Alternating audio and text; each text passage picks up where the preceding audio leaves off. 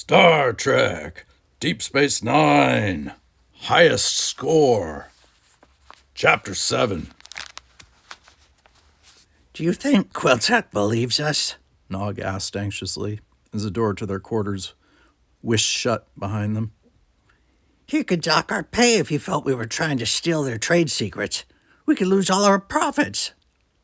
Jake's narrow face clouded with concern as he headed for the food synthesizer slot on the wall. That's not what's bothering me. Nog had noticed that in times of crisis, his human friend often fixed himself a snack. Perhaps Jake needed the extra energy to help him think. One Vega burger, hot, catsup and mustard, no relish, no onions, Jake said to the food replicator, and 2 Antarian shakes, mixed fruit. Jake looked Nog straight in the eye, handing him a shake. The problem is, I don't know if I believe Quiltech, he said. Nog almost dropped the Antarian shake. Jake continued, his face serious. We saw some things that are just a little too suspicious. The real damage to the ore carrier, that detailed jungle simulation where people and animals were being destroyed, it looked too real to me. That brought Nog up short. He had been more concerned with whether or not they would lose their lucrative, if temporary, positions with the mining company. You're right, Jake, he said, flashing his friend a sharp-toothed grin. You know I never trust what anyone tells me, not even my own family. The other boy rolled his eyes. Especially not your own family. So what's your point? Nog asked, taking another sip of his shake. It was refreshing and delicious, and he knew he could have another one if he wished. Jake took a bite of the juicy Vega burger and gulped his own Antarian shake. This place was too good to be true. Too good to be true. Putting down his drink with an abrupt thunk, Nog began to pace the room. Think about it, Jake said. They haven't told us the whole truth about this mining operation. They didn't even tell us about the latinum, for instance. They said we were mining less valuable minerals. Nog said scornfully. They'd be fools to tell us. Pirates would be all over this world if they knew about that much latinum just waiting to be mined. But what else aren't they telling us about? Jake persisted. What about that jungle we saw? Sure, looked real to me. And why was Quiltech so upset about us seeing them? Don't you Ferengis have some sort of proverb about employers? We have many. I mean something about covering things up with money. Nog rubbed an ear ridge. You mean the hand that holds the latinum may also hide a dagger? Jake chuckled. It wasn't the one I was thinking of, but it'll do. He took another bite of his burger and wiped the juice from his hands. His face took on a worried look again. He swallowed hard. What if Quiltech has been lying to us all along? What if we don't know what we're really doing? Maybe they're just telling us kids what we want to hear. Nog looked down at his shake. And feeding us what we want to eat? Yeah, that too. So why did they really bring us here? Nog shrugged. Because we're earning them millions of credits by mining latinum on a hostile planet, and because we're good at computer games. We're the best, Jake agreed. But what if it's not a game? And what if it's not such a hostile planet after all? We know the mining part is for real, Nog said defensively, then rubbed a blue fingernail along his lips, pondering. But what about the fighting? What if all that stuff we saw on the simulator screens in the control room is real? What if we're shooting at real trees, real animals, real people? Nog chewed on his lower lip.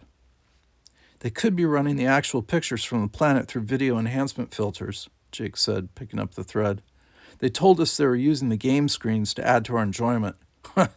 What's to stop them from converting the real images to colorful gaming screens so that we don't think we're damaging someone else's planet?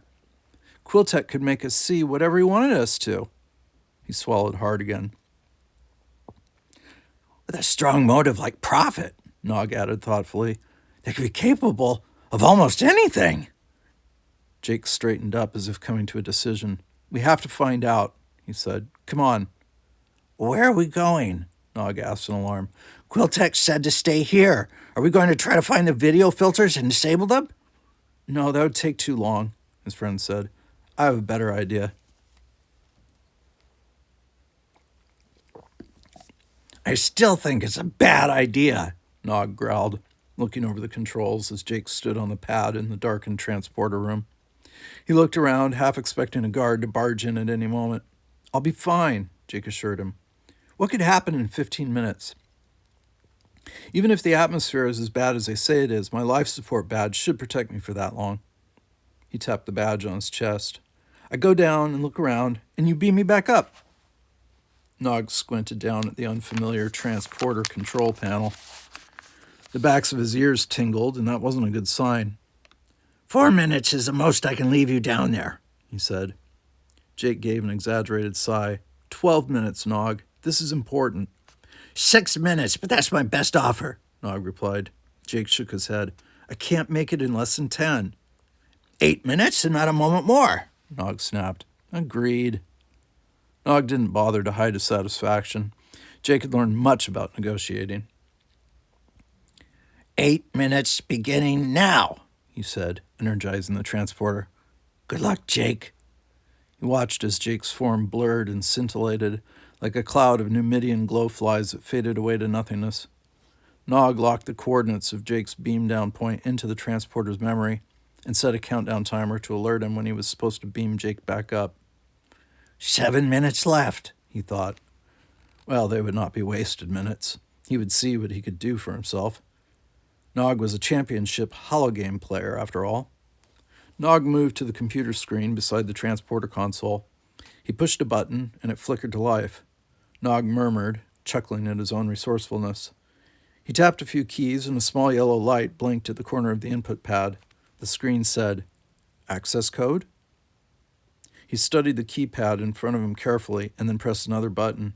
The tiny light winked off, and the message on the screen said, "Access override accepted. Please continue." Nog rubbed his hands together in anticipation, limbering them up as he did when preparing for a very difficult session in the arcade. Then, working his way along by intuition born of long practice at such things, he brought up level after level of diagrams and ship schematics. "Propulsion systems," he muttered, nodding as charts and maps flashed before his eyes. "Cargo bays, cruise quarters." He shot a quick glance over at the chronometer. 3.5 minutes left. "That should be more than enough," he thought. Nog looked back at the computer screen and called up the next schematic. It showed the sophisticated transmitters that sent codes from the gaming room down to the mining equipment on the planet below. His breath quickened, and he focused his entire attention on the monitor before him. "There!" he cried in triumph, as he saw what he had been looking for. Jake was right. Quiltech was doctoring the images. He pressed a button to freeze the screen so he could study it better. Before him lay the schematics for the video links that received transmissions from the planet, shunted them through a series of video effects filters, and then routed the altered images to the gaming consoles. 2 minutes left, Nog noted with glee, as he wondered what other information he could acquire before Jake returned. Then he heard a whooshing sound behind him. He whirled to see an Andorian guard striding through the doorway with a handheld phaser pointed directly at Nog's head. "Don't move," the guard said. Nog's scrolled ear ridges contracted painfully, and he raised his hands. "Don't shoot me! I surrender!" "You are in a lot of trouble, boy," the Andorian guard said, stepping to the transporter control panels, glancing down at them.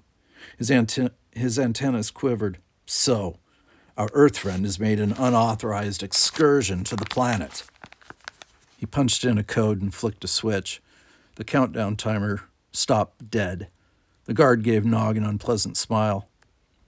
"His return ticket has just been canceled, and you," he said, grasping one of Nog's sensitive earlobes with his free hand and twisting until Nog howled in pain, "have just been invited to tea with Quiltech."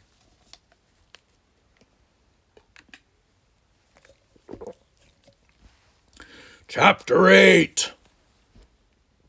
The planet's surface took shape around Jake as he transported down. He felt a rush of warm, moist air on his face. A tiny pink moon shone brightly in the night sky, casting a rosy glow over the eerie landscape around him.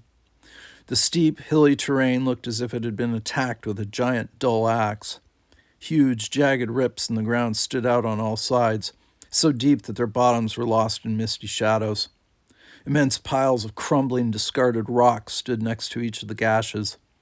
The destruction could only have been made by giant machines, remotely controlled excavators. But in the midst of the ruined land stood islands of thick jungle that the video filters back in the mothership's game room had camouflaged. What those simulations had depicted as crystal canopies of minerals were actually lush growths of purple and ivory foliage. As Jake looked around the horrible strip mine landscape, he realized that rainforests had once covered the surrounding slopes. Quiltech had lied to them after all, just as Jake had suspected. What he and Nog had seen accidentally on the command center wall screen was real, not just a high-resolution simulation, as Alien had said. Jake heard a growling, grinding sound in the near distance. He climbed a muddy rise until he looked down at a cluster of harsh white lights, the excavators chewing another slope, hungry for the raw ore buried underneath. The lush, buzzing forest stood doomed before the machines. Jake had seen images of the giant automated miners on Quiltech's wall screen, but he hadn't realized the excavators were so big. Claw-like scoops dug deep into soil loosened by broad-beam phasers from the circling flyers. Other excavators worked relentlessly, with a deafening grinding and roaring in the jungle night. But what of the natives he'd seen on the command center screen, battling the machines? They also must be real, and they were engaged in a brave but futile fight to save their home. Jake scanned the surrounding hills, hoping to find some definite evidence of humanoid life before Nog beamed him back up to the mothership. But Jake saw only ruined land and the shattered stumps of what had once been thick forests. Then, off in the distance, at the foot of a tall bluff, Jake spotted a band of spindly figures.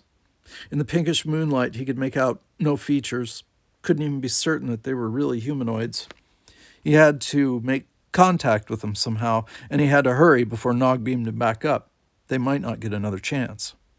Jake ran as fast as he could toward the clustered figures, through newly cut trenches and past torn slopes deeply eroded from rains.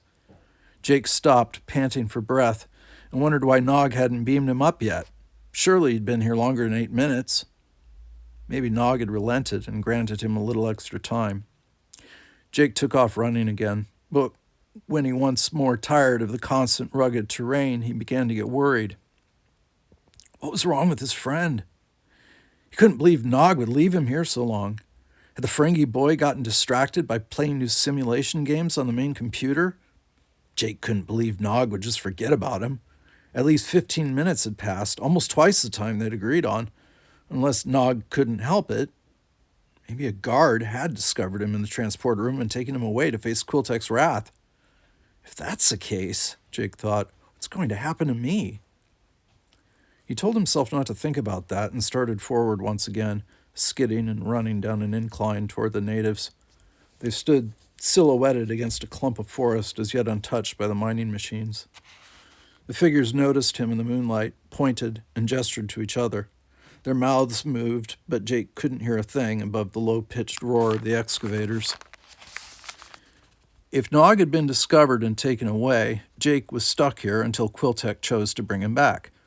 Cold fear flowed like ice in Jake's veins. What if he had to spend the rest of his life on this ruined world? He might never see his father again, or Nog, or even Deep Space Nine. Jake forced those thoughts from his mind. He had to act, do something useful. That's what his dad would have done under the circumstances. He had to reach the natives and see what he could find out. It was slow going as he fought his way up the steep slope and the slippery mud squished under his feet. He fought his way closer to the humanoids, but every moment he expected to feel the buzzing, tingling sensation of the transporter.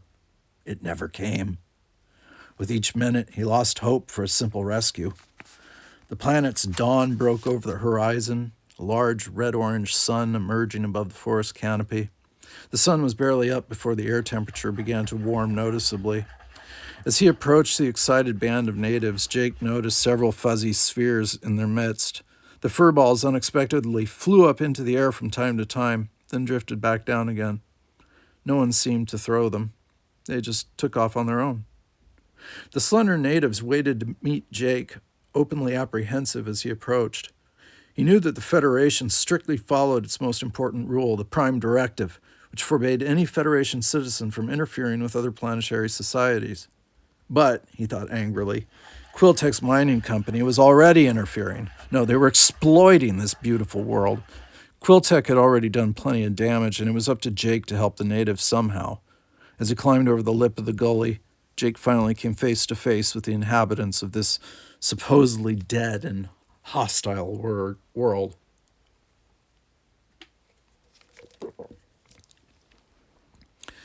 Like a trapped animal, Nog paced his quarters, formulating a plan of action. He had to find some way to rescue Jake. He was no longer chagrined that stony-faced Quiltech had placed him under house arrest with an Andorian guard outside the door. "You are dismissed from our employ," Quiltech had said, setting down his narrow teacup, his emerald green scale feathers flattening against his beaked head.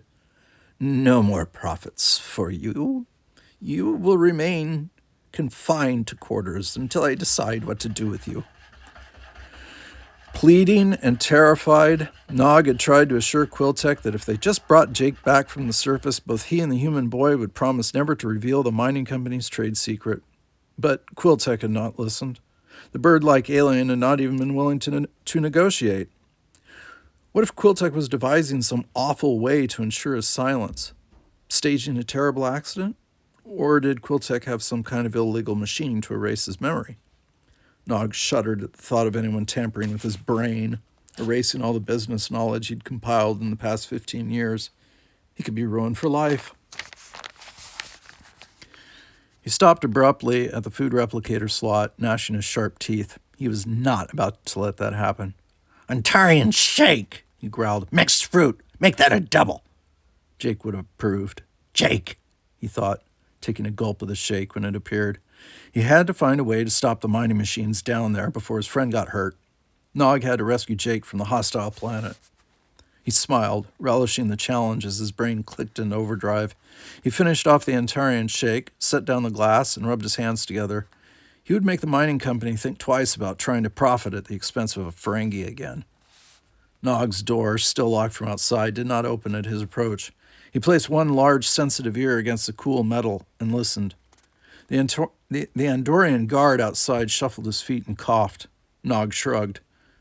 Didn't Rule of Acquisition number 92 say there were many paths to profit? He shook his head at the naivete of the guard. There was always more than one path. Mentally reviewing the diagrams of the mothership he'd seen in the computer, Nog climbed onto his sleeping pallet and began to remove the brackets that held the cover of the air duct in place. He couldn't believe Quiltech had been so sloppy, but Nog would take advantage of the opportunity. He knew exactly where he had to go and what he had to do.